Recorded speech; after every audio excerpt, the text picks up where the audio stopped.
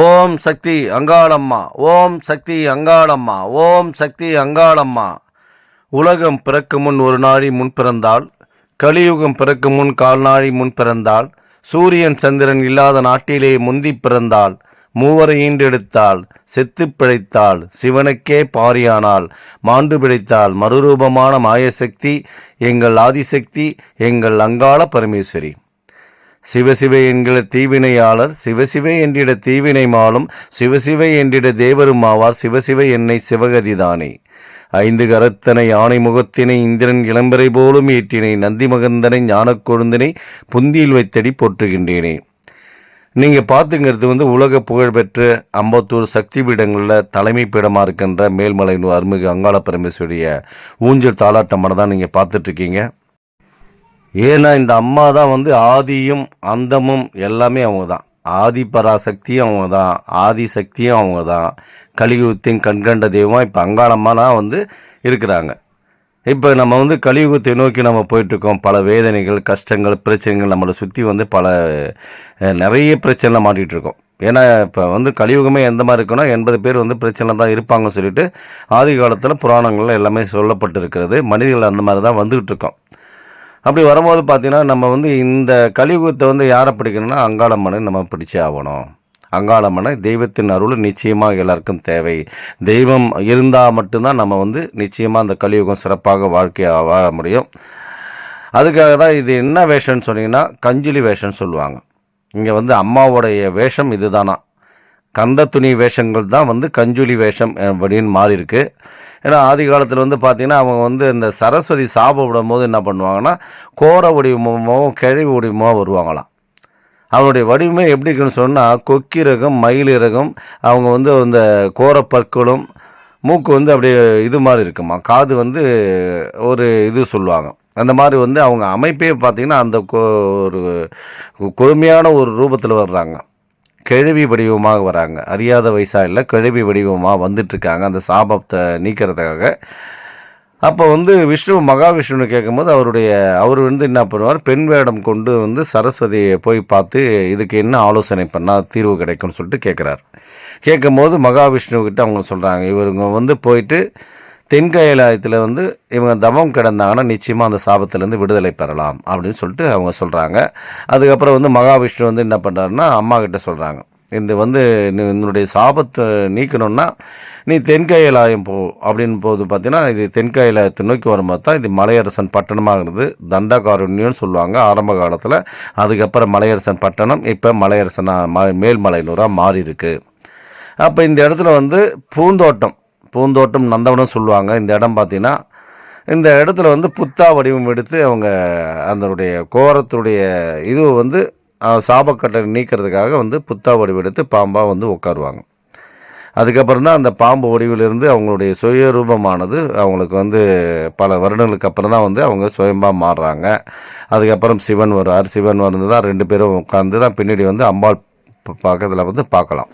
புத்து முன்னாடி இருக்கும், பின்னாடி அம்பாள் சன்னதி இருக்கும். இப்போ இந்த வேஷம் எதுக்குன்னு சொன்னால் அந்த மாதிரி கஷ்டத்தோடு வந்தவங்களாம் இந்த இடத்துக்கு வரும்போது பார்த்தீங்கன்னா இங்கேயே நீங்கள் பார்த்தீங்கன்னா உள்ள அந்த மாதிரி வடிவமைப்பு இருக்கும். அவருடைய கால் பாதம் தடம் இருக்கும், எந்த இடத்துல நின்னாங்க பார்த்தாங்க, இங்கே எப்படி உட்காரலான்ற ஐதீகம்லாம் பார்க்கும் போதே உங்களுக்கு அவ்வளோ மெய்சி இழுக்கிற மாதிரி இருக்கும். கால் பாதம்லாம் போய் பாருங்கள். பாத தரிசனம் பல கோடி புண்ணியம்னு சொல்லுவாங்க. கோபுர தரிசனம் கோடி புண்ணியம்னு இருந்தாலும் பாத தரிசனம் பல கோடி புண்ணியமாக ஒவ்வொரு இடத்துலையும் இருக்குது. சிவன் கோயிலில் போய் கூட பாருங்கள், திருவண்ணாமலை அங்கே சிவனுடைய பாதம் இருக்கும். அப்படியே தடம் இருக்குது. அந்த இடத்துல நின்று பார்க்குறாங்க. பார்த்த உடனே இந்த இடத்துல புத்தா வடிவம் எடுத்து உட்காரான்னு சொல்லிட்டு ஆடிட்டுருக்காங்க. பாருங்கள் எந்த அளவுக்கு அம்மா ஆவேசத்தோடு ஆடிட்டுருக்காங்க. அதான் நீங்கள் பார்த்துட்ருக்கீங்க. இந்த மாதிரி நம்ம பம்படிக்கும் போதே எங்கேருந்துலாம் வந்துடுவாங்க. எந்த பக்கம்தான் வராங்கன்னே தெரியாது. பக்தர்கள் நடந்து வரும்போதே ஆடிட்டு வருவாங்க. நிறைய பேர் தெய்வம் இல்லை அப்படின்றதுக்கு வாய்ப்பே கிடையாது. ஏன்னா அது ஆடி சொல்லும் பாருங்கள், அவ்வளோ விஷயங்கள் சொல்லும், அவ்வளோ பிரச்சனைகள் இருக்குது. இந்த பிரச்சனைக்காக தான் வந்திருக்கீங்க, அதனால் நம்ம கஷ்டங்கள் வேதனைகள் ரொம்ப நம்ம நடு ரோட்லேயே வந்துட்டோம் அப்படின்ற மாதிரி இருக்கிறவங்கலாம் இந்த வேஷத்தை ஏற்று நடத்துக்கணும். ஏன்னா அம்மா நடு ரோட்டில் தான் நின்னாங்க. அந்த மாதிரி வேஷத்தோடு தான் நிற்கும் போது தான் இந்த இடத்துல புத்தா வடிவம் எடுத்து அதுக்கு அவங்க உட்காரது கூட இடம் இல்லை.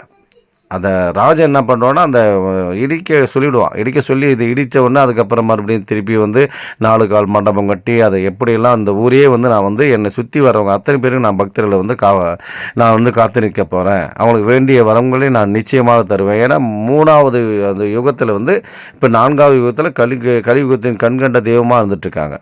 அதுதான் நீங்கள் பார்த்துட்ருக்கீங்க. அங்காளம் ஆடிக்கிட்டு இருக்காங்க. அதான் நீங்கள் பார்த்துட்ருக்கீங்க. ஏன்னா நம்ம யாருக்காக வேஷம் போடுறோமோ பார்த்தீங்கன்னா அந்த குடும்பத்திலேருந்து யாருன்னா ஒரு நபராவது ஆடி அவங்களுடைய அருள்வாக்க சொல்லுவாங்க. இந்த பூஜை இதுக்காக தான் போட்டிருக்கீங்க, இந்த பூஜையில் நிச்சயமாக நான் வந்து அவனுக்கு நல்ல பலன் தரப்போகிறேன், அந்த குடும்பத்தை வந்து காத்து நிற்க போகிறேன், என்னுடைய எல்லைக்கு வந்துட்டீங்க, என்னுடைய எல்லைக்கு வரும்போது நிச்சயமாக உங்களுக்கு அதுக்கு உண்டான பலன் நிச்சயமாக தருவேன்.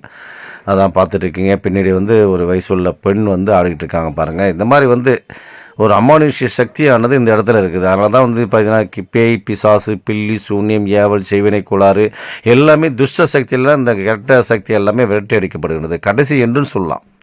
நானும் பல இடத்துல பார்த்துருக்கேன் சார். எங்களுக்கு வந்து வேதனையும் கஷ்டங்கள் தான் இருக்குதே தவிர இந்த பிரச்சனை விடுபடவே முடியல சார். துஷ்ட சக்தி கெட்ட சக்திகள்லாம் இருக்குதுன்னு சொல்கிறாங்களே தவிர எங்களுக்கு அந்த விடுதலையே ஆகவே மாட்டாங்க சார் சொல்லிட்டு நிறைய பேர் புலம்புறீங்க. அவங்களாம் இந்த இடத்துக்கு வந்து போனால் தான் தெரியும். நிச்சயமாக இந்த இடத்துல வந்து அம்மா வந்து விடுதலை பண்ணுவாங்க. ஏன்னா இந்த இடத்துல தான் அந்த அளவுக்கு இருக்குது. நமக்கு வந்து ஒன்று வந்து பார்த்திங்கன்னா இந்த மாதிரி குலதெய்வ அருள் இல்லைன்னா பிரச்சனைகள் வரும், அந்த துஷ்ட சக்தி வரும். 2வது பார்த்திங்கன்னா நம்மளுடைய பித்ருக்கள், அதாவது மூதாதையர்கள் இறந்துட்டாங்கன்னா அவங்களுக்கு சரியான முறையில் வந்து திதி கொடுக்கறது, அவங்களுக்கு மாதம் அவங்களுக்கு தேவையான வழிபாட்டு முறைகள்லாம் கடைபிடிச்சுன்னா அந்த குடும்பத்தில் வந்து தெய்வ அருளாக இருந்து நமக்கு வழி நடத்துவாங்க. 3வது என்னென்னா கிரகங்கள், அதான் ஜாதகம் சொல்லுவோம். அந்த கிரகங்கள் என்ன பண்ணுவோம்னா நம்மளை வந்து எந்த பாவ புண்ணியத்துக்கு தகுந்த மாதிரி கிரகங்கள் நமக்கு பிரச்சனையை உருவாக்கும். நீ எதுக்காக பிறந்துக்கிற? ஒரு சிலர்லாம் பார்க்கலாம், சார் நான் எவ்வளோ பணம் வச்சுக்கிறேன் சார், வீடு கட்ட முடியல சார், ஒரு இடம் வாங்க முடியல சார், என்னால் எதையும் செய்ய முடியல சார், ஒரு கார் வாங்கலாம்னு ஆசைப்பட்றேன் சார், கார் வாங்க முடியல சார். அப்படின்னா வந்து அவங்களுடைய கிரகங்கள் வந்து ஒரு அமைப்பு இருக்குது. நீ இதை தான் வாங்கணும், இதை தான் செய்யணும், இதை செய்யக்கூடாதுன்ற மாதிரிலாம். அதுக்கு தான் பார்த்தீங்கன்னா இன்றைக்கி கணவன் மனைவி ஒத்துமையாக இருக்கல, பிரச்சனைகள், குடும்பத்தில் அண்ணன் தம்பி ஒத்துமையாக இல்லை, அக்கா தங்கச்சி கூட ஒத்துமையாக கிடையாது. அப்படியே ஒரு நரக வாழ்க்கை தான் வாழ்ந்துட்டுருக்கோம். ஏன்டா வாழணுன்ற ஒரு வாழ்க்கை தான் இன்றைக்கி வந்து பார்த்திங்கன்னா 70-60 வயசுலாம் தாண்டதே ஒரு பெரிய போராட்டமாக இருக்குது. அந்த அளவுக்கு தான் இன்றைக்கி நரக வேதனை அனுபவிச்சிருக்காங்க ஒவ்வொரு நாளுமே. அப்போல்லாம் பார்த்தீங்கன்னா 1000-2000 வருஷம் ஆண்டுகள் வாழ்ந்தாங்க அப்படின்னு சொல்கிறாங்க. ஆனால் இப்போ வந்து 120 ஆண்டுகளே நம்மளை வந்து வாழக்கூடிய தகுதி இல்லாத அளவுக்கு இருந்துகிட்ருக்கு. நிறைய பார்க்குறோம், நிறைய சம்பவங்கள் நடக்கின்ற துர்மரணங்கள்லாம் பார்த்திங்கன்னா அந்த அனாவசியமாக நடக்குது. நிறைய பேர் பார்க்குறேன் நானே. இந்த மாதிரிலாம் ஏன் அவங்க இருந்துக்கிறாங்க அப்படின்னு சொல்லிட்டு பார்த்தீங்கன்னா, சார் எனக்கு வாழவே பிடிக்கல சார், அந்த மாதிரி இருக்குது சார், இந்த நரக வாழ்க்கையாக இருக்குது சார், இந்த கலியுகம் எங்களுக்கு வந்து சிறப்பாக இல்லை சார் சொல்லிட்டு ரொம்ப கஷ்டப்படுறாங்க. அவங்களுக்கெல்லாம் உண்டான பதிவுகள் தான். அம்மா இல்லைக்கு வாங்க, இந்த மாதிரி வேஷத்தோடு வாங்க. இந்த வேஷம் எதுக்கு சொன்னால் நிறைய வேஷங்கள் இருக்குது. அதெல்லாம் போகிறத விட இதுமாரி கஷ்டப்படுறவங்களுக்கு உண்டான வேஷங்கள் தான். நிறைய பேர் வேண்டுதல் இருக்கும். அந்தந்த ஊர் கோயில்லையும் பார்த்தீங்கன்னா வேப்பஞ்சாலை கட்டத்தை பார்த்துருக்கோம். அக்னி சட்டி ஏந்தி வருவாங்க, காளி அவதாரம் எடுப்பாங்க. அதாவது ஒரு அவதாரம் இருக்குது, அம்மனுடைய அவதாரங்கள் நிறைய இருக்குது. ஆனால் இந்த வேஷத்தை ஏன் நம்ம சொல்கிறோன்னு சொன்னால் கஷ்டத்துக்கு உண்டான பலன்கள் நிச்சயமாக கிடைக்குது. அம்மா வந்து ஆடிக்கிட்டு இருக்காங்க, அதான் நீங்கள் பார்த்துட்ருக்கீங்க. அதனால் எனக்கு கஷ்டமாக இருக்குது சார் அப்படின்னு சொன்னால் இதெல்லாம் கலந்துக்கிட்டு உங்களுடைய நேர்த்திக்கடன் இந்த மாதிரி இருக்கணும். ஏன்னா வந்து நம்ம வந்து இன்றைக்கி வந்து நிறைய பேர் பார்க்குறேன், குழந்தை இல்லாதவங்களாம் மடியேந்தி அப்படி பிச்சை கட்டி நிற்பாங்க, அப்படியே கண்ணீர் கம்பளியமாக நிற்பாங்க. அப்படி ஒரு ஏன்னா அந்த ஒரு கோலம் வரும்போது தான் அது நிச்சயமாக நமக்குள்ளே வந்து நல்ல ஒரு பலன் கொடுக்கும்.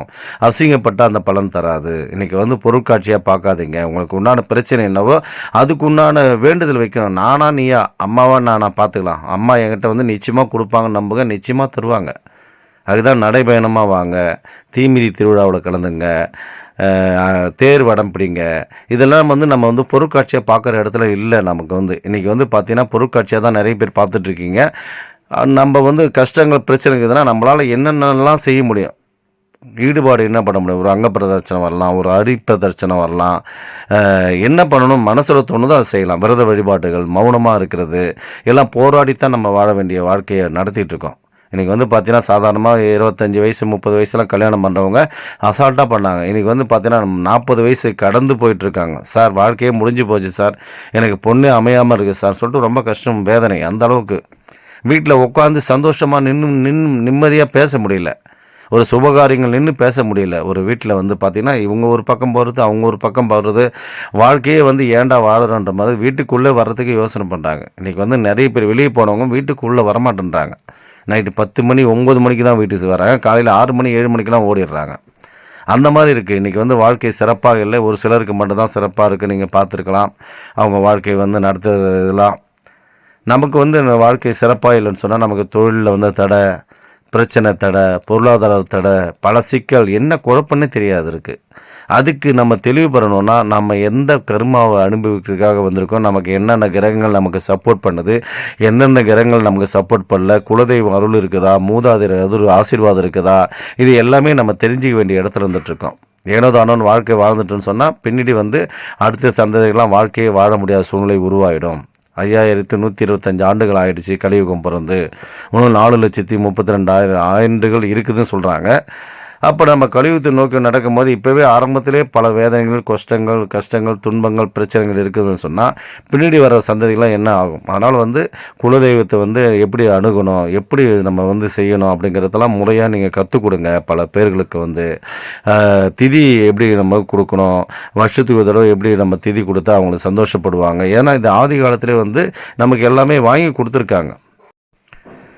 இந்த பகீரதன் தான் என்ன பண்ணுறான்னா வந்து சித்தர்களை கேட்குறான். எல்லோரும் ஞானிகள் சித்தர்கள்லாம் கேட்கும்போது மீண்டும் நம்மளுடைய இறந்த சந்ததிகள் திரும்ப வந்து மீண்டும் வரணும், நம்ம அவங்க வந்து அதுக்கு என்ன பண்ணலான்னும் போது கங்கையானது மேலே மட்டும்தான் போயிட்டு இருந்தான், கீழே இல்லையா, கீழே அப்போல்லாம் கிடையாது கங்கை வந்து.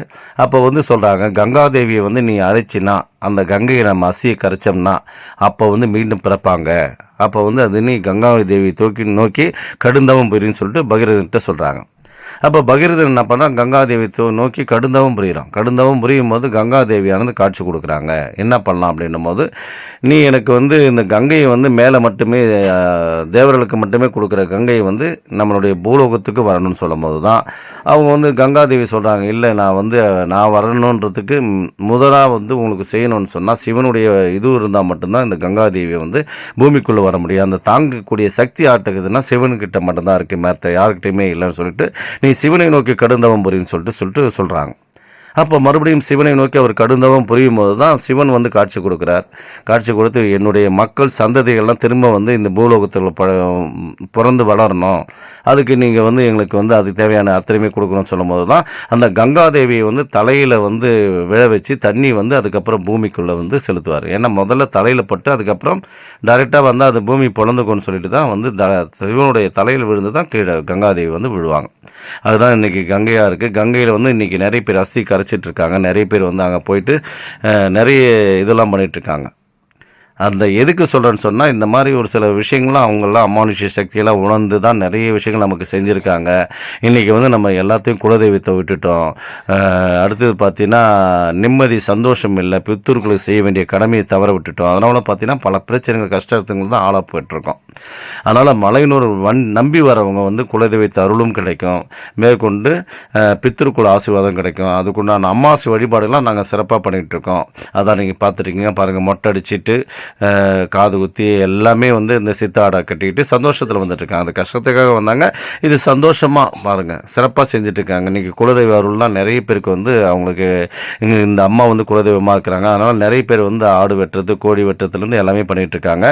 இந்த காளிக்கு தான் நம்ம இவ்வளோ சிறப்பு பூஜை பண்ணிகிட்ருக்கோம். ஓம் காளி பகவதி பைரவி, என்னை எதிர்த்து வந்த எதையும் கட்டு, கடுகவன பட்சியை கட்டு, மிருகத்தை கட்டு. ஓம் காளி, ஓம் ருத்ரி, ஓங்காரி ஆங்காரி அடங்களை கட்டினை, சபையை கட்டு, சத்துரை கட்டு, எதிரியை கட்டு, எங்கேயும் கட்டு. சிங் வங் லங் லங். ஓம் சிவாய நம, சிவாய நம. ஓம் ஸ்ரீம் க்ளீம் வாம நம சுவாகா. இந்த சேனலுக்கு எல்லாமே லைக் பண்ணுங்கள், சப்போர்ட் பண்ணுங்கள், ஷேர் பண்ணுங்கள். என்னோடய நம்பருக்கு எப்போ வேணாலும் கான்டாக்ட் பண்ணலாம். அமாவாசை எப்போ வருது, என்ன இது, எந்தெந்த நாள், என்னென்ன திருவிழான்றதெல்லாம் ஃபோன் பண்ணி கேட்டு தெரிஞ்சுக்கிட்டே வரலாம். நன்றி, வணக்கம். மேல்மலையனூர் தலைமை பூசாரி பூபதி ராஜா.